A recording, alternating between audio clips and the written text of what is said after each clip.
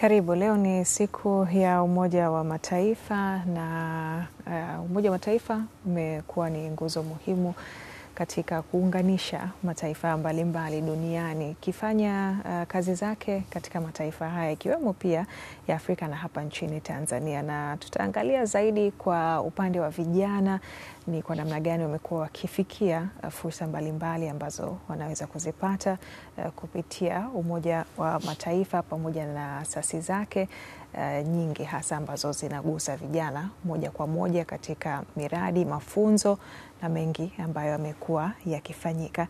Tutafahamu kwa kina tukiungana hapa studio na Susan Sylvester ambaye yeye ni mwenyekiti wa UNA Tanzania. Karibu sana Susan. Asante sana. Naam, na kwa njia ya mtandao tutaungana pia na Kapwani Kavenuke pale ambapo mtandao utakaa sawa, akiwa miongoni pia mwa vijana ambao wamekuwa wakinufaika na fursa hizi za Umoja wa Mataifa. Lakini kabla ya kujadili kwa kina, tujikumbushe leo katika historia ikihusiana na siku hii ya Umoja wa Mataifa.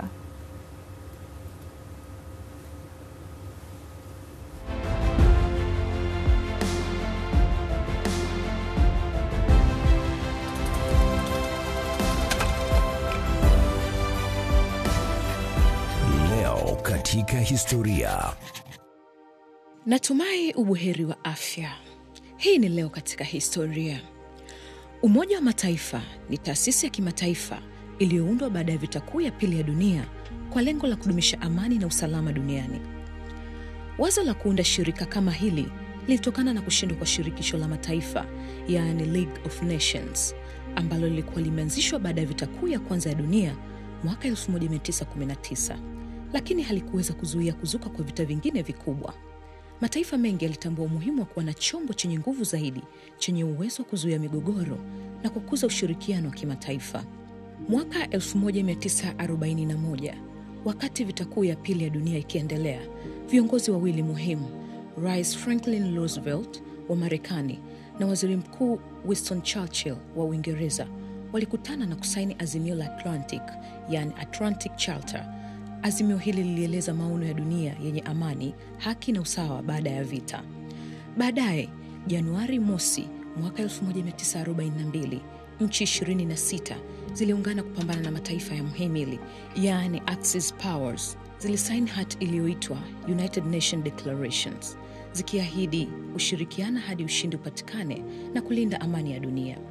Baada ya vita kuisha mwaka 1945, wazo hilo lilitiwa nguvu zaidi kupitia mkutano wa San Francisco uliofanyika kuanzia Aprili hadi Juni mwaka 1945. Wajumbe kutoka mataifa 50 walihudhuria mkutano huo na kuandaa katiba ya Umoja wa Mataifa. Katiba hiyo ilipitishwa rasmi tarehe 26 Juni mwaka 1945 na Umoja wa Mataifa ukaanza kufanya kazi rasmi tarehe 24 Oktoba mwaka 1945. Tarehe ambayo sasa huazimishwa kila mwaka kama siku ya Umoja wa Mataifa. Umoja wa Mataifa una mabaraza makuu 6 ambayo hufanya kazi kwa pamoja kufanikisha malengo yake. Mabaraza hayo ni Baraza Kuu, Baraza la Usalama, Baraza la Uchumi na Kijamii, Baraza la Udhamini, Mahakama ya Kimataifa ya Haki na Secretariat. Kati ya mabaraza haya, Baraza la Usalama ndilo lina mamlaka makubwa zaidi katika kudumisha amani na usalama wa dunia. Ndani ya baraza hili kuna mataifa 5 yenye kura ya turufu, yaani veto power, ambayo ni Marekani, Urusi, China, Uingereza na Ufaransa. Mataifa haya yanaweza kuzuia maamuzi yoyote muhimu yanayopitishwa na Baraza la Usalama. Tangu kuanzishwa kwake, Umoja wa Mataifa umeendelea kuwa jukwaa muhimu la kidiplomasia duniani, ingawa umekumbana na changamoto nyingi kama migogoro ya kisiasa, ukosefu wa usawa wa nguvu kati ya mataifa na utegemezi wa kisiasa. Bado umekuwa chombo muhimu katika kusaidia nchi zinazoendelea kulinda amani kupitia vikosi vya kulinda amani na kushughulikia masuala ya kijamii na kibinadamu kama vile njaa, magonjwa na mabadiliko ya tabia nchi. Umoja huu unabaki kwa ishara ya matumaini ya dunia yenye umoja, ushirikiano na amani endelevu. Hii ni leo katika historia. Mimi ni Angela Mondi.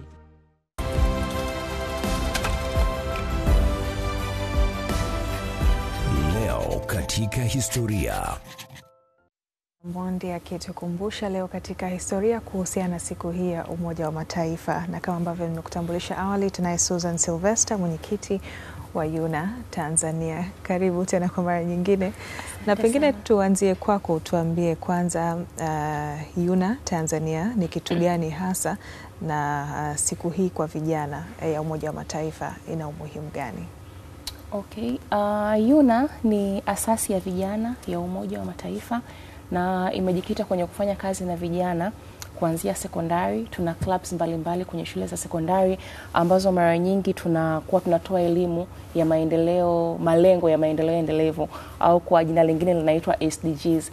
Lakini pia tuna chapters kwenye vyuo mbalimbali hapa Dar es Salaam pamoja na mikoa mingine kama Morogoro, Dodoma, Arusha, ambapo pia imejikita kuwatengenezea vijana uwezo wa vile some of the soft skills ambazo wanashindwa labda kuzipata chuoni, lakini pia tunawakaribisha vijana kwenye some of the programs ambazo wanaweza kukutana na watu wengine, kubadilishana mawazo, kupata networking skills, lakini pia kupata exposure kwenye mambo haya ya kimataifa. Na pia tunafanya kazi na vijana katika umri wa miaka 15 mpaka 30. So hata kama kijana amemaliza chuo asijione kama hawezi akaingia UNA. Kwa hiyo tuna some of the programs sana sana ni Tanzania International Model United Nations ambazo wao tunafanya recruitment ya vijana wanakuja kujitolea. Kwa hiyo vijana wanakuwa wanaandaa ule mkutano, ni mchakato ambao unawasaidia sana vijana kupata different coordinating skills, lakini pia wanakuwa wanajifunza namna ya kuandika proposal, huwa wanaenda kwenye kufanya resource mobilization. Kwa hiyo mchakato mzima unamfanya kijana anakuwa anapata exposure, anakuwa anapata some of the different skills ambazo zinakuwa needed in the workplaces, lakini unakuta katika mazingira ya chuoni anakuwa anashindwa kuzipata. Na katika siku hii au maadhimisho haya ya miaka 80 ya Umoja wa Mataifa, sisi kama vijana, hii ni historia kubwa kwa sababu inatukumbusha wajibu wetu kama vijana kwenye kusupport au kuendeleza maono ya Umoja wa Mataifa, especially kwenye kuleta maendeleo kwenye jamii yetu. Maana Umoja wa Mataifa inafanya kazi globally, lakini sasa sisi kama vijana wa Tanzania kwenye kusupport maono yao inabidi tuweze tunasema you have to act locally but you think globally. Kwa hiyo sisi kama vijana ni muda wetu sana wa kutafakari namna gani tunaweza kuendeleza maono ya Umoja wa Mataifa, lakini pia kusupport kazi yao njema ambayo wanaifanya hapa Tanzania, hasa kwenye vitendo ambavyo vinasaidia kuleta maendeleo kwenye nchi yetu. Pia unashuka chini kwenye jamii zetu, lakini pia kwa vyuoni unashuka chini chuoni. Maana yake wewe kijana unaishi chuoni, je, what is your contribution yani pale chuoni, kufanya maendeleo pale chuoni, either academically, either kwenye mazingira, lakini pia hata wale wanafunzi wa shuleni ambapo tunakuwa tunaenda kuwafundisha malengo ya maendeleo endelevu, pia wao huwa tunawakazania kwamba wao wawe chachu ya maendeleo katika mazingira yale yaliyokuwa nayo shuleni. Yes. Shukrani sana kwa utangulizi huo, na tuungane pia na Kapwani Kavenuke ambaye ni mjumbe ama mwakilishi wa vijana Umoja wa Mataifa. Kapwani, habari na karibu sana. Asante. Naam, na pengine kwanza tusikie kutoka kwako kufahamu hasa katika nafasi hii ambayo unawakilisha vijana, ina jukumu gani na nafasi yake pia? Okay, so mimi niko kama mwakilishi wa vijana Umoja wa Mataifa kama ulivyosema. Nilianza kwenye program inayoitwa African United Nations Youth Delegate Program. Iko chini ya UNA Tanzania ambayo ni taasisi ambayo inafanya kazi kwenye mambo ya kusaidia vijana kwenye maendeleo endelevu na kusaidia upskilling kwenye skills mbalimbali. Na ilianzishwa mwaka 2023 na the reason why ilikuwa imetengenezwa ni kusaidia representation ya vijana kutoka East Africa tukienda huko Umoja wa Mataifa. Kwa hiyo kama mwakilishi vijana wa Umoja wa Mataifa Tanzania, kazi yangu sasa ni kuleta fursa, kwa sababu kakuta sio kila mtu ambaye anaweza akaenda kwenye mjadala kubwa za mataifa.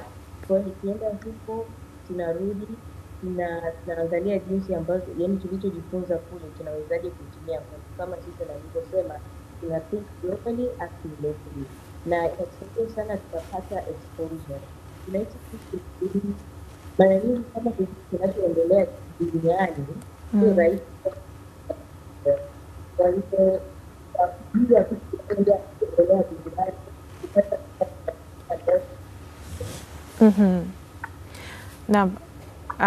naona Kapwani hapo mwisho kidogo hatupati sauti kwa uzuri, lakini kwa muktasari tu tumesikia kuhusiana na uwakilishi wako hasa katika yale mambo ambayo vijana wamekuwa wakifanya. Tutarejea kwako pia kusikia mengi na yale pia ambayo umejifunza kutokana na hili. Lakini Susan, umetueleza hapa na Kapwani naye amesema kuna fursa pia ambazo vijana wanaweza wakazifikia. Ziko wapi na ni kwa vipi pia vijana wanaweza wakafikia fursa hizo? Okay.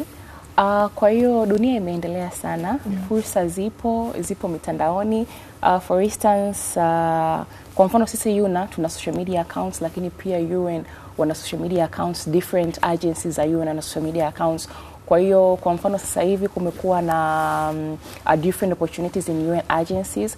Kwa mfano recently mwaka huu UNDP launch its Youth Student Ambassadors Program, na imechukua vijana kutoka vyuoni kwa ajili ya kuwa train kwenye mambo ya SDG, lakini pia kuwasaidia kwenye program zao mbalimbali. Kwa hiyo moja kati ya fursa ambayo ilikuwepo kati ya vijana na ilitangazwa Twitter, ilitangazwa Instagram.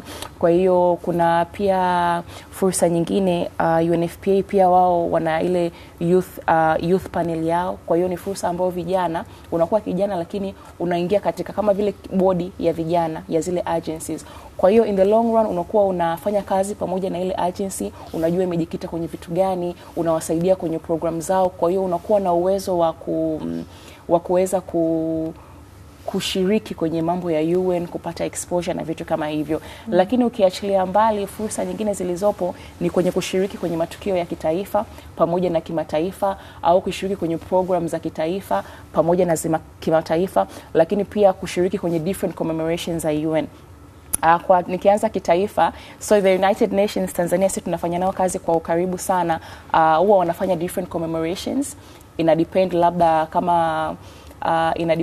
na commemoration gani, lakini wakiwa wanaalika vijana, na kabla ya event kufanyika inakuwa posted kwenye social media.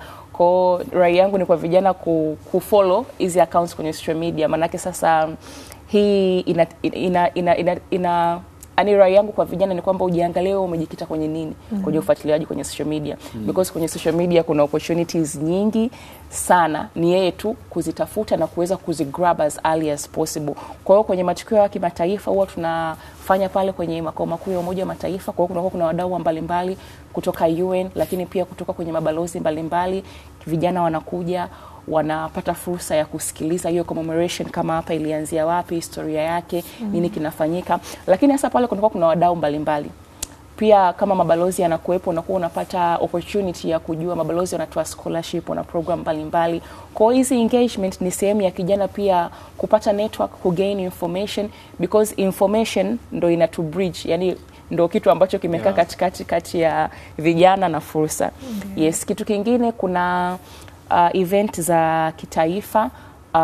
Kwa mfano huwa kuna siku ya vijana duniani, UN wanashiriki na asasi nyingine za kiraia zinashiriki, lakini pia sisi kama Yuna tuna programu yetu ya Tanzania International Model United Nations. Huu ni mkutano kivuli wa vijana wa Umoja wa Mataifa, unashirikisha vijana kutoka Tanzania na nje ya Tanzania. Inawasaidia vijana kujadili changamoto za dunia. Kwa hiyo inamsaidia kijana kuweza kuthink out of the box.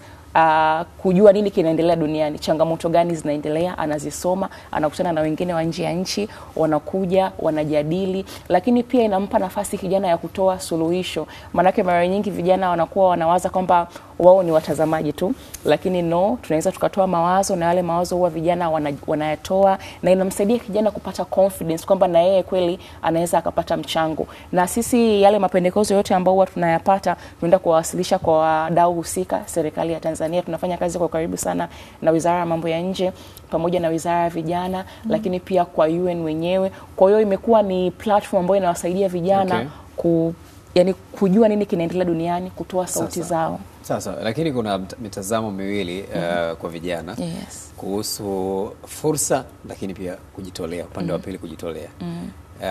Sasa kuhusu fursa, kuna watu wanatazama zaidi ndoto zao, kama nikiingia kwenye platform mbalimbali za UN itanisaidia vipi mimi kutimiza ndoto zangu. UN za kiuchumi, za kiuongozi na kadhalika. Lakini kuna wengine wanaona kwamba ni kujitolea zaidi, kwa maana kwamba najikuta natumia resources zangu zaidi, muda wangu zaidi na vitu kama hivyo. Kipi kati ya hivyo viwili? From my experience, it goes both ways, lakini hiyo mwanzoni ukiingia na dhana ya kwamba wewe utapata nini, then utakuwa hauna ile patience. Lakini mimi nilivyojiunga na Yuna na kuanza kufanya kazi na UN, it was me I want to learn. Ilikuwa mimi nataka nijifunze. Yani it didn't matter muda naotoa, it didn't matter the resources nilizotumia. Manake resources labda ni nauli. Nakaa Segerea, naenda hapa UN 700 kuenda 700 kurudi, labda chakula mchana. Lakini my main aim mimi ilikuwa ni kujifunza. Kwa hiyo nilitaka kujifunza, nilitaka kujua UN nafanya nini. Nilikuwa nataka kujifunza kuandika proposal, kama kuna kikao balozini najitolea naenda. In the long run mimi imenisaidia kupata exposure. Naweza kuandika sasa hivi proposal. I'm so confident I can do resource mobilization. Mimi naweza hata mbunge akanipigia simu nikaongea naye nikajielezea mimi ni nani, nafanya nini, nataka kitu gani kwake. Kwa hiyo ukienda na dhana kwamba mimi watanipa nini, then hautapata kile unachotakiwa kukipata. Lakini kama kijana kuna muda wa kupigania ndoto zako binafsi, sio? Yes, kuna muda, na kila mtu ana space yake kwenye maisha. Ukisema umtazame fulani ukajilinganisha na wewe, it's quite different. Kwa mfano mimi nilisoma boarding form 1 mpaka form 6. Nilikuwa Yuna kule, lakini unajua boarding mmefungiwa, mnafanya tu zile activities za ndani. Kwa hiyo nilipofika chuoni ndio nikaweza kujiunga na Yuna. Na kweli nilivyojiunga nikasema kama vile nimechelewa, wenzangu walikuwa wanasoma shule za kwenda nyumbani na kurudi. Kwa hiyo walikuwa wameshakuwa exposed, lakini mimi it wasn't a setback. Nilianzia pale nilipokuwa. Wenzangu niliona washafika mbali, wanajuana na watu, lakini from there nikaanza kujifunza, nikajizatiti, na I grew up in the leadership ladder. Sasa hivi ni mwenyekiti wa Yuna. Kwa hiyo yani usijilinganishe na mtu, ukijilinganisha na mtu. Imekuchukua muda gani kupata mafanikio hayo unayosema? It took me 3 years. 3 years. Na kuna kitu kingine uliuliza nini? Nilikuwa nakuuliza ni kuhusiana na kujitolea na hiyo ndoto. Na ndoto. Kipi unapata zaidi? Mimi naona ndio ukasema kwamba yani unapata ni both ways. Ni both ways. Na kwenye kujitolea, unajua kwenye kujitolea pia inakupa ile spirit of patriotism. Ni kama vile vijana wanavyoendaga jeshini. Ukienda jeshini, yani unajua ukienda jeshini na ukitoka, you become two different things. Kwa hiyo ukikutana na kijana yote ambaye amepitia Yuna, yani wana spirit of volunteerism, kutoa kwenye jamii, kufanya kazi, tunasaidiana sana. Ni vijana ambao wanataka kukuona wewe, yani una explore. Yani manake sisi tuna alumni wengi, wengine ni manaibu waziri, wengine wanafanya kazi UN kwenye embassies, wameshashiriki mikutano mbalimbali ndani na nje ya nchi. Ni group ambayo wanataka kukuona unasogea. Those people are like our mirrors.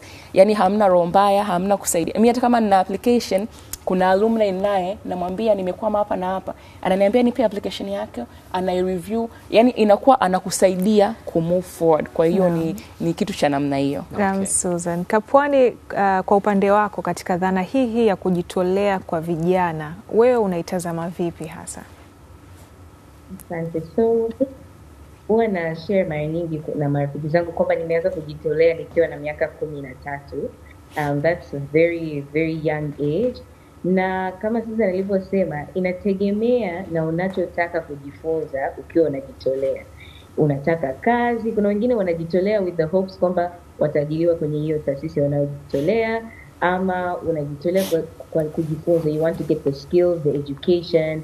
So mimi nilianza kujitolea kwenye UNICEF kama climate ambassador, na nimejifunza vitu vingi. Kama leo yani ikija kwenye vitu kama public speaking, proposal writing, kutengeneza mandates, kufanya webinars online, hizo ndio vitu ambacho nimejifunza. Na pia ukiingia kwenye hizi UN volunteering spaces ama Yuna, UNA wakiwa wanatoa some opportunities, even globally, kwanza volunteering inaleta connections. Sasa hivi nina marafiki everywhere the world, like every single continent. Naweza nikaenda na kuna mtu ambaye naweza nikampigia simu to do something, do some work, do some projects. Lakini pia sometimes hizi tukiwa tunajitolea, it's not for our own benefit. Unaweza kukuta inamsaidia mtu mwingine, mtu anatafuta kazi, unasema nilishawahi kuvolunteer pale, I can connect you to the person.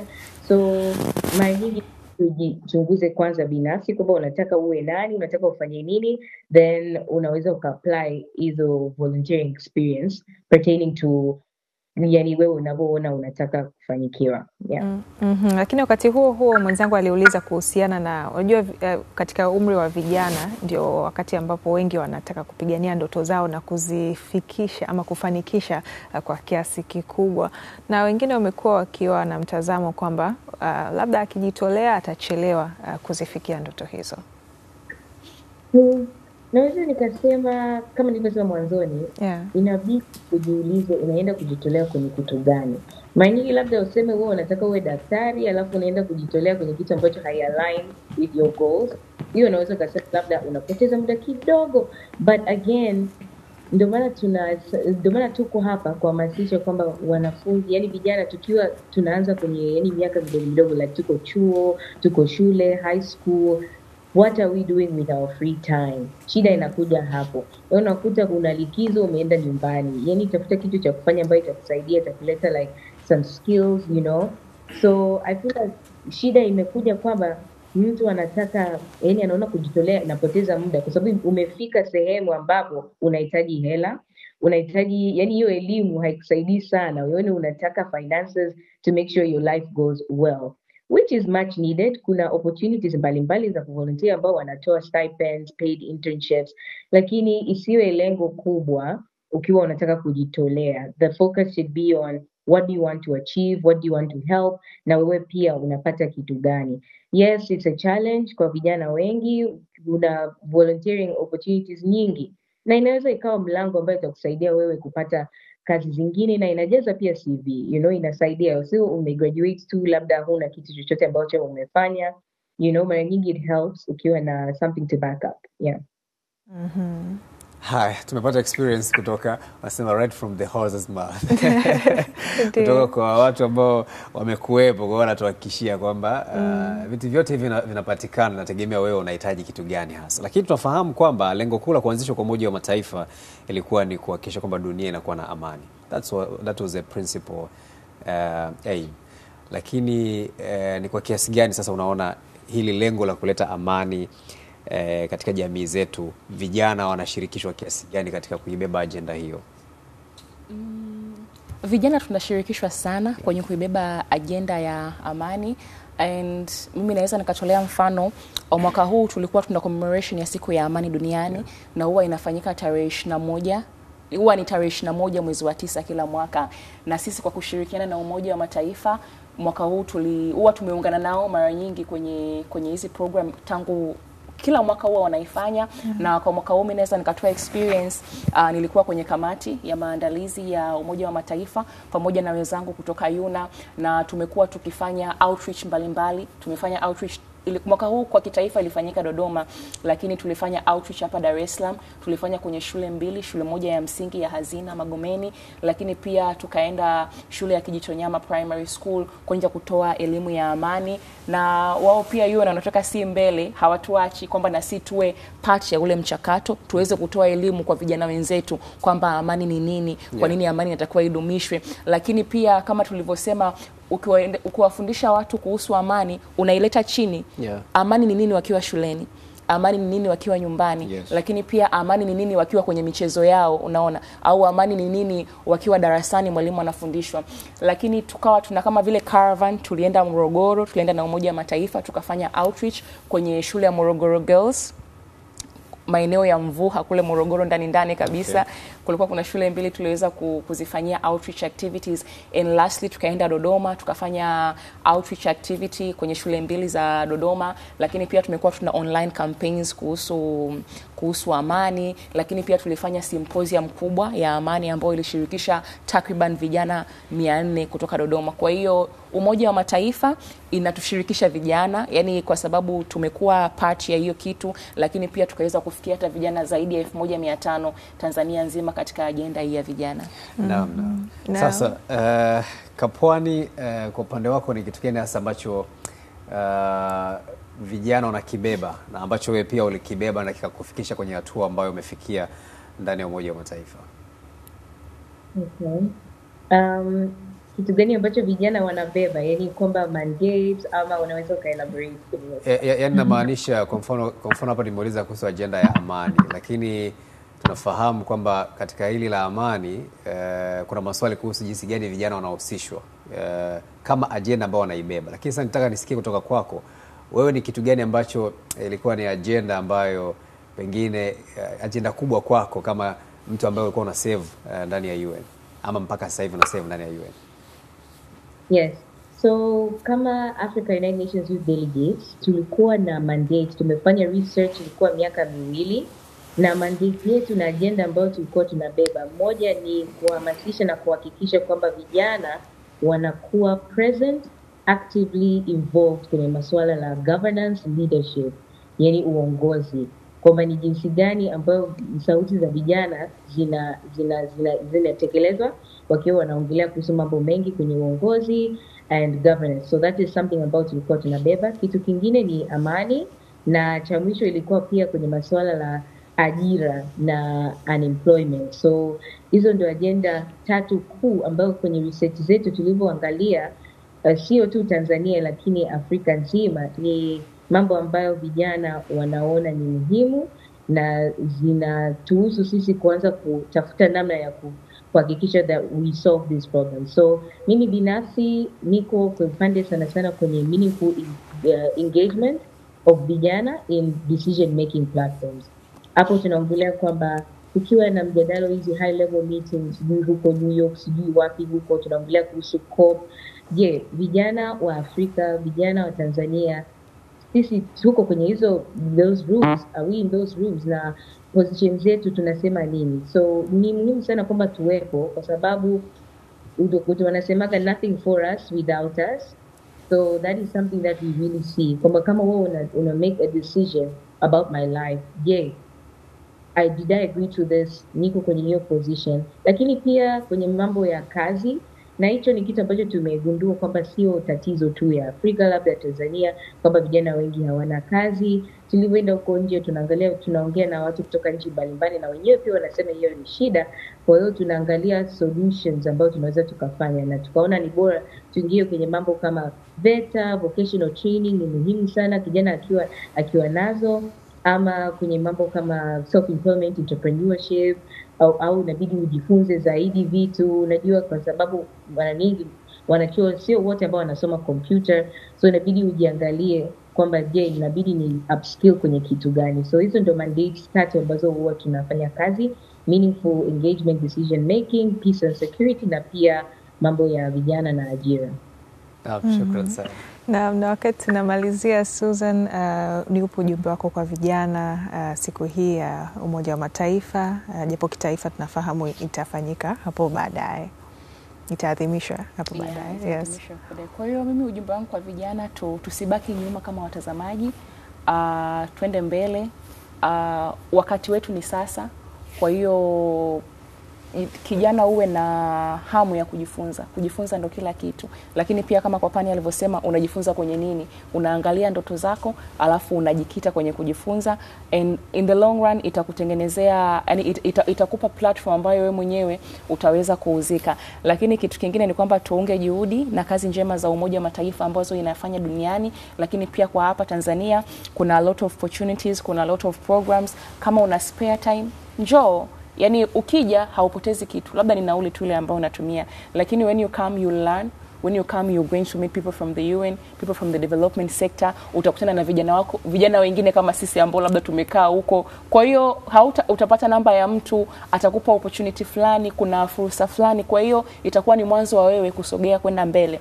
Lakini pia huwa tuna activity mbalimbali, labda kwenda shuleni kuwafundisha vijana wengine. Hii ni fursa kwa vijana na yeye mwenyewe kujifunza namna ya kufanya capacity building, kuongea na watu wengine. Lakini pia watu tunafanya some of the community activities, labda kwenda kupanda miti, tunaenda kusafisha mahospitalini. Hii ni sehemu ya kijana kutoa mchango wake kwenye jamii, na hii inatufanya sisi kuwa kama nilivyosema, kuwa patriotic kwenye jamii sana, ili tuweze kuleta mabadiliko chanya kwenye jamii yetu. Yes. Shukran sana. Susan, asante kwa kuungana nasi na tunakutakia majukumu mema Kapwani. Tunakushukuru pia kwa kutenga muda kuungana nasi. Asante. Asante sana Kapwani Kavenuke, mjumbe wa vijana kutoka Umoja wa Mataifa, tukiwa pia na mwenyekiti wa UNA Tanzania Susan Sylvester. Tunakamilisha hivyo leo ikiwa ni siku ya Umoja wa Mataifa ambayo huadhimishwa kila Oktoba 24.